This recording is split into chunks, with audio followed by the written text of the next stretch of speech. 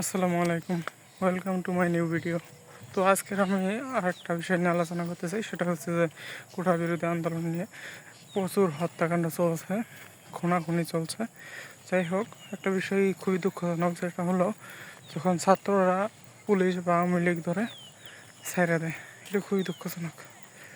তোদের ধরলে তো আর কেউ ছেড়ে দেয় না, ওরা তো তোদের ধরলে ছেড়ে দেয় না, তোরা কেন ছাড়াস? এটা খুবই দুঃখজনক। যাই হোক, এটা আসলে এমন কোনো রাজনৈতিক আন্দোলন ছিল না, আস্তে আস্তে এমন পর্যায়ে গেছে যেমন বর্তমানে রাজনৈতিক আন্দোলনের মতো হয়ে গেছে।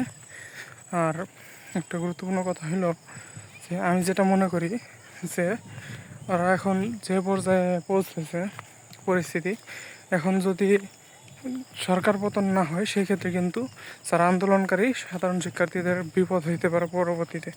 কারণ ছাত্রলীগ চিনি আমরা, পৃথিবীর সবচেয়ে বড় জাউরা, তারা যে কোনো সময় অ্যাটাক করতে পারে আন্দোলন পরবর্তী সময়। তো এটাই একটু বলার জন্য ক্যামেরাটা অন করেছিলাম। তো ধন্যবাদ সবাইকে, আসসালামু আলাইকুম।